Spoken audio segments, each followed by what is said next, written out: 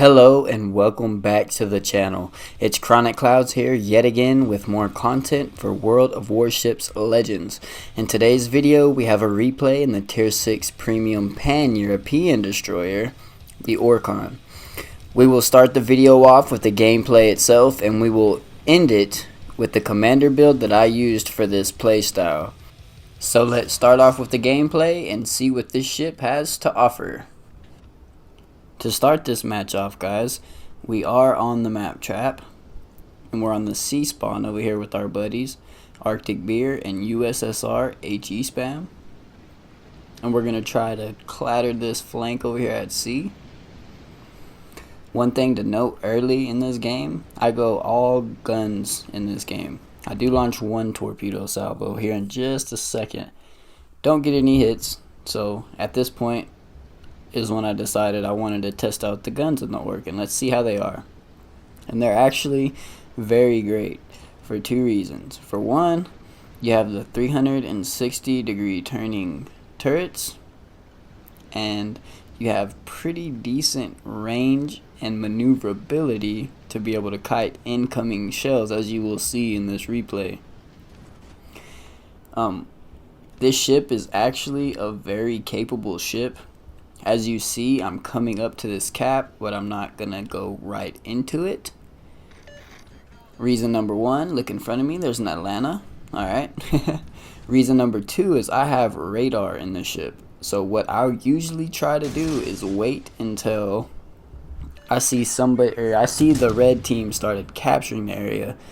Then I'll push in. That way I can radar. And then boom, the destroyer spotted and my team can shoot at them instead of it being the other way around. And then I'm the one that dies. But we have the Atlanta right there, our biggest threat. And our torpedoes, like I said, are going right for him. But they're not going to get a chance to even touch him.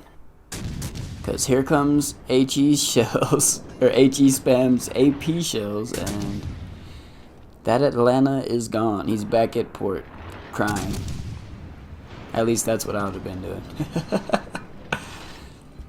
Okay, so we have the Nuremberg out here that we managed to set on fire, and then boom, he gets slapped out of the game by our other buddy, Arctic Beer. So right off the jump, we're already slapping this entire flank. Now the only thing that's left over here is the Fuso. And I'm going to be completely honest here. Like I said, I was going for...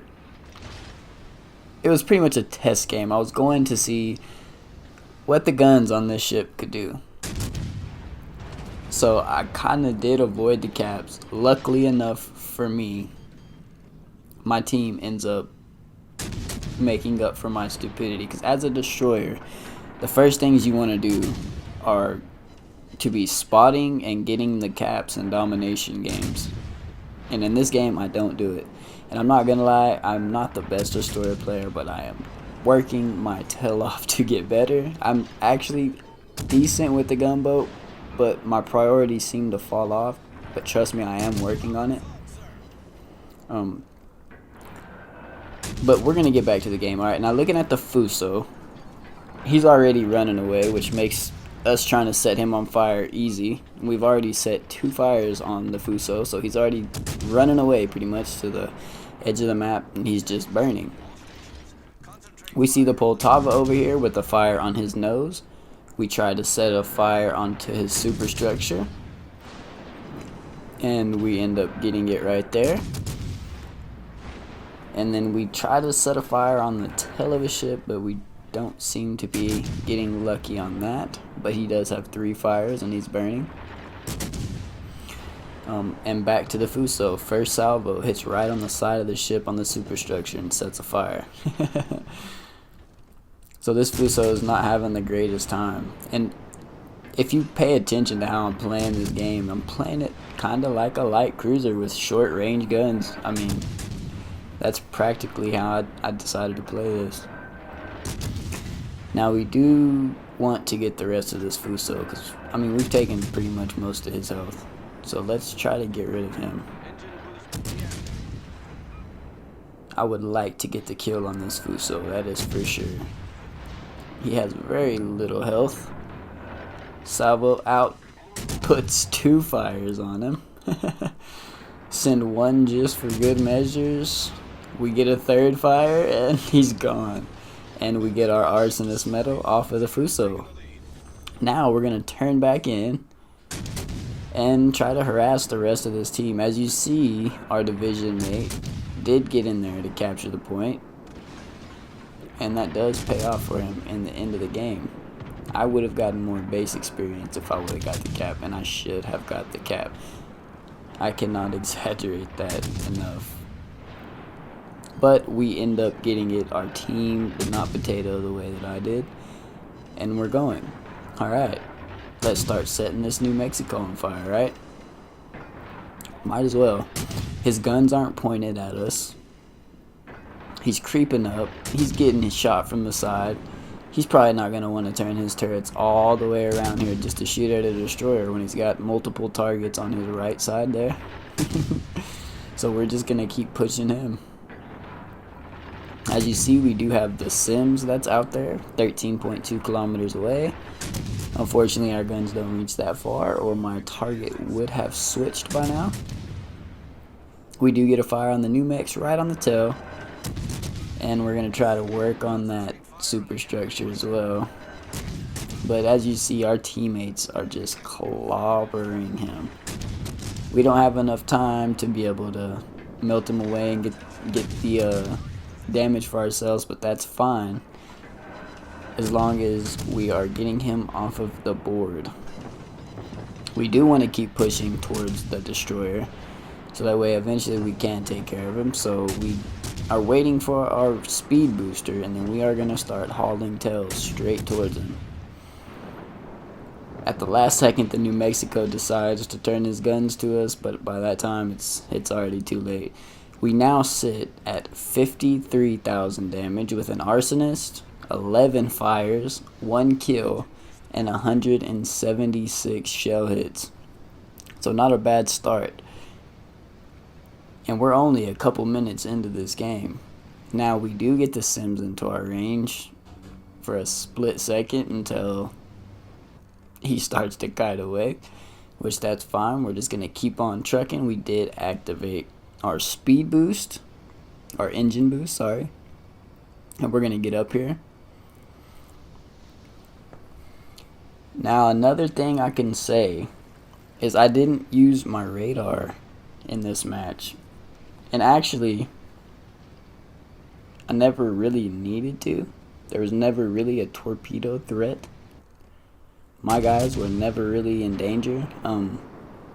Right here, I could have used it, and then I could have got a jump on the destroyer.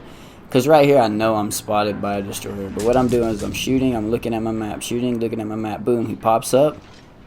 Now we're going to focus on the destroyer. I could have activated my radar and got a jump on that Sims, but I didn't. Like I said, not the best destroyer player in the world, but I am working at it. We do manage to get the Sims, even though he pops his smoke. And then now it's back to the Gneisenau now. And what do you know? Bam. Torpedoes came. Man, it's like I should have known they were coming, right? Which I should have known that they were coming. So now we have a destroyer and a Gneisenau left alive. Our Aoba shortens that to just the Gneisenau. And we're chugging on. Still shooting our guns. Still burning the Gneisenau a little bit. So this is pretty much the end of the match, and we pretty much have this game in the bags. But as you see here, here's a good time to showcase the agility of this ship. We're sitting here just shooting at this Gneisenau. He could care less about our teammates. He sees a destroyer, he wants to kill destroyer. Keep shooting and shooting and shooting and shooting. But our ship is just too maneuverable. Even at that 9.5 kilometer range, I can just literally turn and kite away right from his shells in this ship. It's a very agile ship. I love it. And the guns are really good as well. They have a moderate reload. Not too bad, but they're pretty good, as y'all have seen in the game. He's just wandering on out to the abyss, catching shells as he goes. We get a couple shots into him, but the thing is will we get the second or the third kill of the game? Is it possible? Can we get it? Come on, give it to us. And I don't think we're gonna get it. Oh, are we? Look, we're gonna get it. It's ours, right? We gotta get this, right? Right? Nope. We got it. Just by the hair on our chinny chin chin. We did end the match on a high note with 83,000 damage, an arsonist, 246 shell hits, 2100 base experience, 580 silver, and 14 fires with 3 sinkings. Now let's look at this commander build that we are using. We have a level 16 legendary 2 jersey Swirsky with Du Fournette, I cannot remember his first name, Du Fournette for the extra HE damage. And we also have Felipe Ebueno as our second inspiration. Our first perk is Observant Rage. Second perk is Mortar. Third perk is Reaching Out. Fourth perk is Cloudy Days. And last but not least, we have Unstoppable as our legendary perk. And just so y'all know, this isn't your average build. This was a fun build that I just tried out just to see what I could get out of my guns. So yeah, I completely disregarded all of my concealment. Use this at your own risk. I hope you guys did enjoy this out of the ordinary destroyer gameplay. If so, please do consider subscribing for more World of Warships Legends content. And like always, I'll have my Twitch and my Discord links in the description. And until next time, guys, we'll see y'all later.